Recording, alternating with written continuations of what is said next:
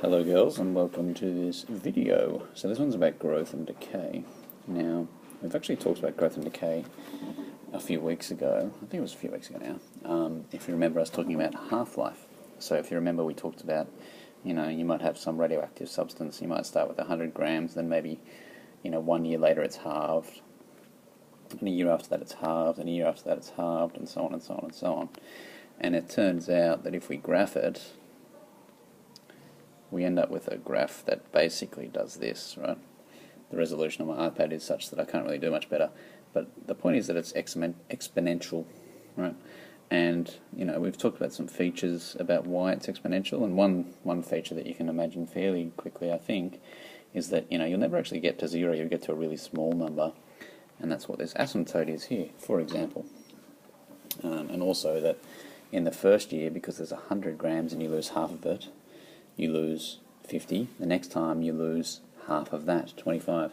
So you've got that exponential shape, right? Steeper and then flattening out as time goes on. So the lesson tomorrow is just going to formalize that for us. And I've got a question here on the next slide to kind of start that process off. So we've got a liquid, it's got a temperature T minutes after it's being put in the fridge, is given by that now. These are always difficult because you've got capital T and lowercase t, but capital T is temperature, lowercase t is time.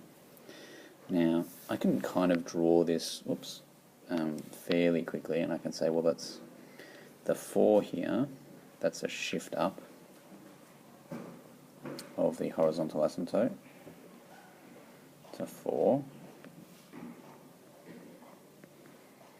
When time is 0, this thing here is 1, so we get 4 plus 96, so it starts at 100, so it starts as boiling water or whatever, and then it's going to decline, because it's a negative exponential, towards this horizontal asymptote. Okay, so the temperature is going to look something like this. So it starts at 100, it approaches but never quite gets to 4. Now if you think about what that means physically, that means that the fridge is presumably set to 4 degrees, right? Because it's going to get incredibly close to 4, so much so that it might as well be there, right? Is the idea. At a certain point these mathematical models break down once you hit reality, right? And different models representing different things will break down at different times. Okay, but then I just realised I forgot to bring out my calculator, but that's okay. I just won't do the final calculations. So we might ask questions like, when is T, 25 degrees, for example. Well, then you would go 25 equals 4 plus 96 e to the minus 0.03t. And then, we subtract 4, we divide by 96, and so we get e is equal to e to the power minus blah, blah, blah, blah, is 21 over 96. And then we take natural logs of both sides, and we get that minus. So we take our ln, the champ,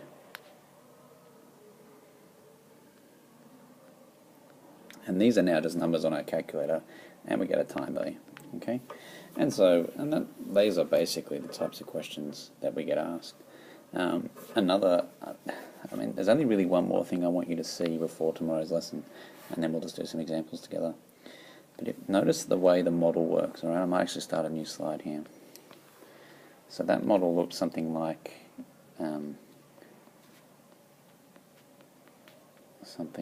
this. I shouldn't use K there. Not that it matters, it is what it is, but whatever, B. So that was the model that we had there. Now previously, most of the models that we talked about were just this. Something like that. Normally negative, because we tend to talk about decay, but we can also talk about growth, in which case K would be just KT, where all these numbers are positive, right? Now the only thing I really want you to take away from this video is that A is the long-term limiting value, right? As t goes to infinity, this becomes 0, so it's a plus b times 0. Okay, so the long-term limiting value as t approaches infinity, I'm assuming k is positive obviously, is that p approaches a. And also that when t equals 0, p equals a plus b. You will be required to do that yourself tomorrow, in terms of the question won't give you an equation, it'll give you a scenario. It'll say something like, you know, a mortician puts a body in a morgue which is temperature 20 degrees or something, you know, and it goes in at 37 degrees, how long does it take to reach this temperature, things like that. At which point, and it's always about morticians, by the way, it's a very, this is like mortician mathematics 101, but the point is that you need to be able to recognise, hey, that the overarching temperature of the room is our limiting, so that's A, and the initial tells us what B is, and then we can use the rate that we're given. It'll tell us two different time values. You know, it'll say it starts at 37 degrees, and 1 hour later it's 35 degrees. So, and that'll be used to work out K. Alright, that's our Ed puzzle for today. Possibly one of the last ones, but we'll see what the survey says tomorrow. Have a good evening. See you tomorrow. Don't cut each other's hair with scissors.